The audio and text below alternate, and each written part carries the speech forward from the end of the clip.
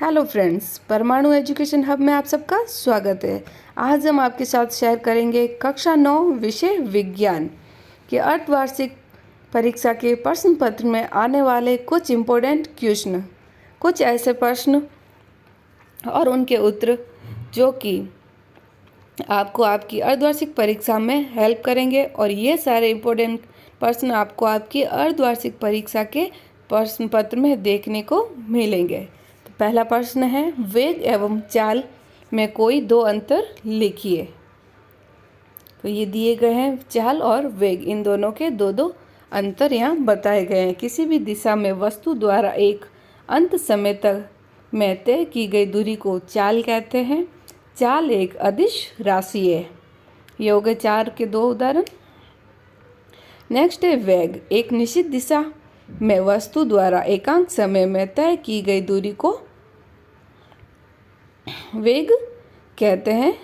वेग एक सदिश राशि है।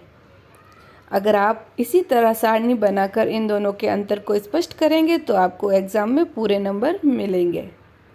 नेक्स्ट क्वेश्चन है हमारा, दूरी व विस्थापन में कोई दो अंतर लिखिए। तो ये दूरी और विस्थापन, दूरी का हो जाएगा गतिमान वस्तु के द्वारा किसी निश्चित समय में तय की गई लंबाई को दूरी कहते हैं। दूरी एक अदिश राशि है। विस्थापन, किसी निश्चित दिशा में दो बिंदुओं के मध्य तय की गई लंबवत या न्यूनतम दूरी को विस्थापन कहते हैं। विस्थापन एक सदिश राशि है। तो ये हो गया हमारा प्रश्न संख्या 6 का आंसर।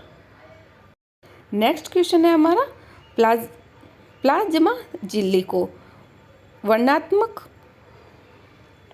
पारगम्य झिल्ली क्यों कहते हैं? तो ये है उसका आंसर। ये कोशिका की सबसे बाहरी परत है जो कोशिकाओं के घटकों को बाहरी पर्यावरण से अलग करती है। प्लाज्मा झिल्ली कुछ पदार्थों को अंदर तथा बाहर आने जाने देती है। यह अन्य पदार्थों की गति को भी रोकती है। इस कारण कोशिका झिल्ली को वर्णनात्मक पारगम्य झिल्ली कहते हैं। तो ये था इस प्रश्न का आंसर।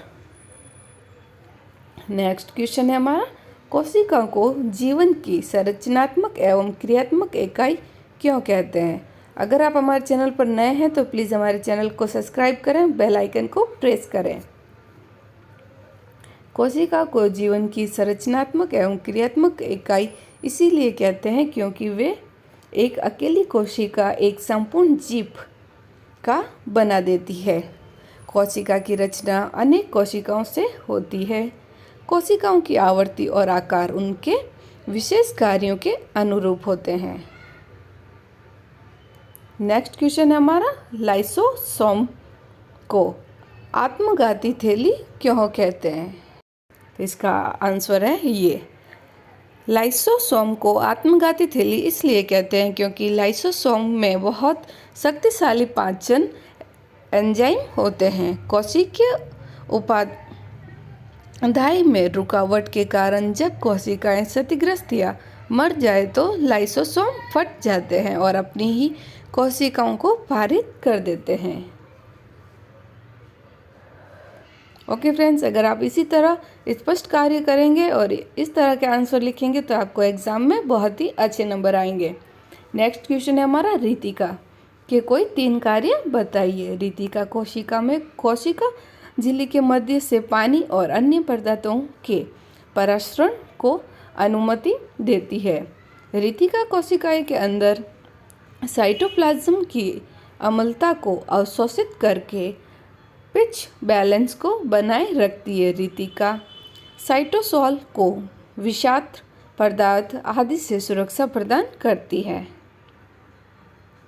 नेक्स्ट क्वेश्चन है हमारा, किसी पदार्थ की अवस्था परिवर्तन के दौरान तापमान स्थिर रहता है क्यों? क्योंकि इसका आंसर हो जाएगा जब ठोस को द्रव में परिवर्तन करने के लिए गर्म किया जाता है तो उस पिघलना शुरू होने अर्थात गलनांक आने के बाद सारे द्रव के पिघलने तक तापमान स्थिर रहता है। ओके फ्रेंड्स, नेक्स्ट क्वेश्चन है हमारा, पदार्थ की तीनों अवस्थाओं में अंतर स्पष्ट करें। ठोस अवस्था। ठोस अवस्था में पदार्थ का आकार और आयतन निश्चित होता है। द्रव अवस्था, तो द्रव अवस्था में पदार्थ का आयतन तो निश्चित रहता है लेकिन आकार नहीं। और है गैसीय अवस्था। अगर आपको केवल अवस्था ही पूछा जाए तो आप ठोस अवस्था, द्रव अवस्था और गैसीय अवस्था, ये 3 प्रकार की अवस्थाएं होती है। गैस अवस्था में पदार्थ का आकार और आयतन दोनों ही निश्चित नहीं होता। नेक्स्ट क्वेश्चन है हमारा, लाइसोसोम के कोई 3 कार्य। तो ये है उनके 3 कार्य, फर्स्ट, सेकंड और थर्ड।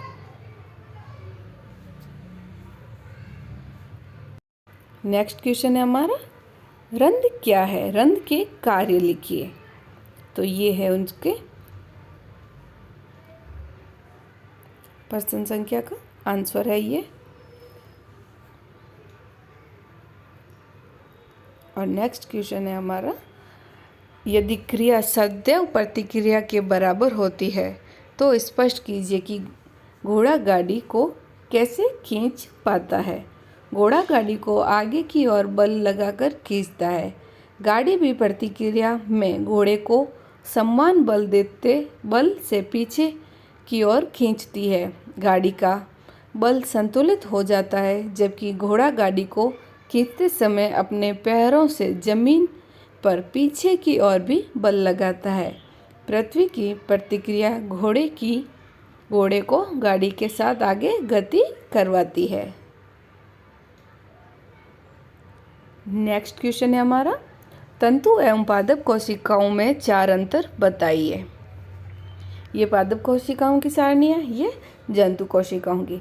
अगर आप इसी तरह सारणी बनाकर इन सब के आंसर इतने ही क्लियरली लिखेंगे तो भी आपको बहुत ही अच्छे नंबर प्राप्त होंगे। तो ये है इनका आंसर।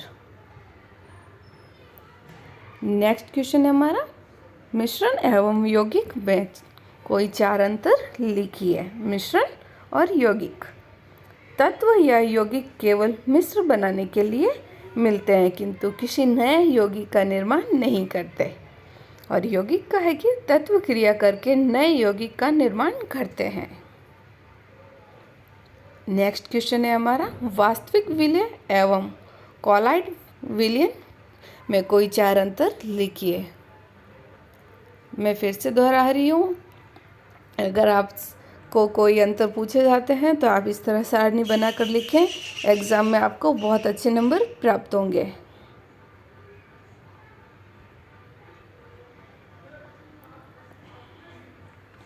ओके फ्रेंड्स, तो ये थे हमारे कुछ इंपॉर्टेंट क्वेश्चन जो कि आपको आपके प्रश्न पत्र में हेल्प करेंगे। वीडियो अच्छा लगा तो लाइक करें, अपने दोस्तों के साथ शेयर करें, हमारे चैनल को सब्सक्राइब करें, बेल आइकन को प्रेस करें। Thank you for watching.